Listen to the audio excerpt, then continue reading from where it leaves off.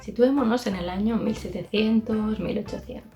En esta época el conocimiento científico era más que limitado. La gente suficiente tenía con intentar no morirse de hambre como para andar preguntándose el porqué de las cosas. No había ni tiempo ni recursos para preguntarse cómo habían llegado al mundo los perros, las margaritas o los mosquitos. Así que simplemente se asumía pues, que llevaban toda la vida ahí tal como los veían en ese momento. Eso sí, todo gracias a una especie de creación divina que debió de ocurrir pues, en algún momento de la historia. Esta corriente de pensamiento se llama creacionismo y fue la más aceptada durante muchísimos siglos. Pero en 1809 llega un señor llamado Lamarck que tenía muchas ganas de revolucionar un poquito el percal. Lamarck, como estudioso de las ciencias que era, no estaba de acuerdo en eso de que las especies no cambiasen, y es que además en aquella época empezaron a descubrirse fósiles de animales que no tenían nada que ver, no se parecían a los animales que había en aquella época. Así que después de mucho estudiar, Lamarck lanzó unos principios básicos acerca de la evolución, una especie de 3 lemas que llegaron para cambiar por completo la manera en la que se entendía la evolución. Sus 3 principios fueron los siguientes. El primero es que las especies evolucionan y que además lo hacen de lo más simple a lo más complejo. El segundo de ellos dice que el uso hace el órgano, es decir, que cuanto más se utiliza una parte del cuerpo, más se desarrollaría y por contrario, cuanto menos se use, más se atrofiaría. Y por último, que este desarrollo o este atrofiamiento de alguna parte del cuerpo es hereditario, es decir, que pasa de padres a hijos. Vamos a poner un ejemplo, pingüinos. Según se había pensado durante muchos siglos, pues los pingüinos simplemente habrían estado colocados en el polo sur y a disfrutar. Pero, según Lamarck, no sería así. Los pingüinos, como pájaros que son, en algún momento debieron de volar, pero evolucionaron y finalmente dejaron de hacerlo. ¿Por qué? Pues muy sencillo. Si no usar una parte del cuerpo hace que ésta se atrofie, los pingüinos debían de volar muy poquito por algún motivo y las alas se les debieron de ir atrofiando. Este atrofiamiento debió ir pasando de papás y mamás pingüino a bebés pingüino y con el tiempo pues llegaríamos al tipo de pingüinos que tenemos ahora. Unos pingüinos que son monísimos, pero pues volar no vuelan. Parece lógico, ¿verdad? Lamarck consiguió hacer cambiar de idea al mundo con estos 3 argumentos y la verdad es que en un principio tenían bastante sentido. Pero si estos 3 argumentos fueran reales y fueran así, también ocurrirían algunas cosas un poquito raras. Por ejemplo, que si yo voy al gimnasio 5 horas cada día, mis hijos nacerán como unos bebés súper musculosos, porque yo he usado muchísimo esa parte de mi cuerpo y eso lo heredarían mis hijos en el momento de nacer. O por ejemplo, que tras años y años de circuncisión empezarían a nacer bebés sin prepucio, porque total nacer con algo que no vas a usar nunca porque te lo van a quitar, pues chico, ¿para qué? La clave de todo esto es que Lamarck fue la primera persona que se atrevió a hablar de algo diferente, a hablar de cambio, de evolución. Es verdad que a sus principios básicos pues había que darle una vueltecita de tuerca, pero chico, ¿quién no se ha equivocado alguna vez? Pues como son las cosas de la vida, que en 1809, cuando Lamarck estaba peleándose con todo Kiski, justo ese año nació la persona que vendría a corregirle años más tarde. Y sí, estoy hablando de Darwin. Él explicaba el proceso de evolución de las especies llamándose en algo llamado la selección natural.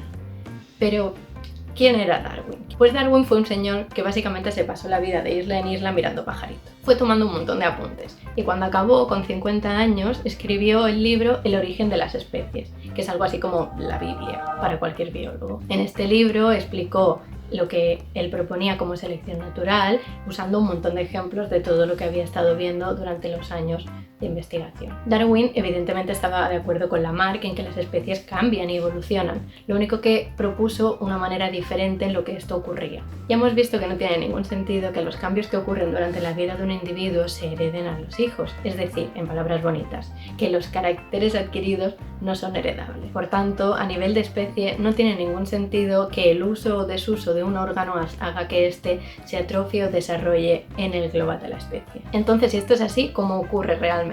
Pues Darwin también utilizó una serie de principios, otros 3 lemas, que estos sí que son los buenos. La primera premisa de Darwin era que el rasgo que fuese a ser seleccionado o no debía de ser heredable.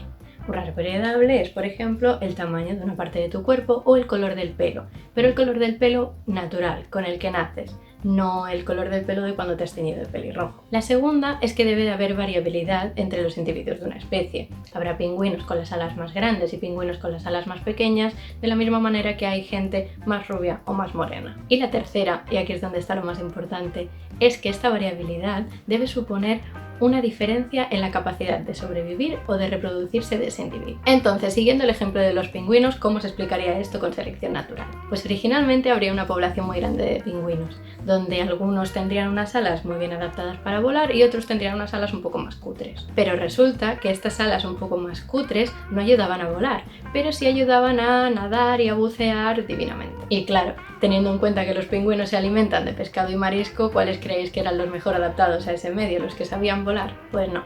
Los pingüinos mejor adaptados eran aquellos cuyas alas les permitían nadar y bucear en busca de comida. Eran los mejores alimentados. Y como la naturaleza es sabia, esos pingüinos podían reproducirse más y alimentar mejor a sus crías. Lo que pasa es que la naturaleza, aparte de sabia, es un poquito cruel. Y los pingüinos cuyas alas no les permitían bucear, pues se quedaban un poco como, ok, pues me muero. De esta manera irían muriendo o reproduciéndose cada vez menos aquellos pingüinos con alas voladoras y cada vez habría más población de pingüinos con alas nadadoras. ¿Por qué? Porque esta característica, que sí es heredable, les proporciona una ventaja respecto al resto. Esta teoría de la evolución basada en la selección natural, aunque Darwin la propuso en 1859, no se tuvo muy en cuenta hasta más o menos en 1930-1940. En esta época empezaron a revisarse un montón de estudios y de teorías que se habían hecho en las décadas pasadas y tras mucho investigar crearon una especie de conjunto de todas las teorías importantes que parecían relevantes para la ciencia de aquel momento. Así, encajando teorías de diferentes ramas, nace lo que se conoce hoy día como neodarwinismo o teoría sintética de la evolución, o muchos otros nombres que tiene. Básicamente, el neodarwinismo une la teoría de selección natural propuesta por Darwin con otras teorías del campo de la genética un poco más modernas. La teoría de la herencia genética propuesta por Mendel, la mutación y la recombinación como fuente de variabilidad y la genética de poblaciones. Esto significa que la variabilidad nace de mutaciones y de recombinaciones, que son procesos aleatorios que se dan en los genes y que se heredan según las leyes propuestas por Mendel. Además, la cantidad de veces que podemos encontrar estos genes en una población se podría estudiar o incidir mediante la genética de poblaciones, que es una de las ramas de la genética. Y esto sería todo. Hasta aquí las principales teorías de la evolución que ha habido a lo largo de la historia. Cualquier cosa pues me la podéis hacer saber en los comentarios o por cualquier otro canal.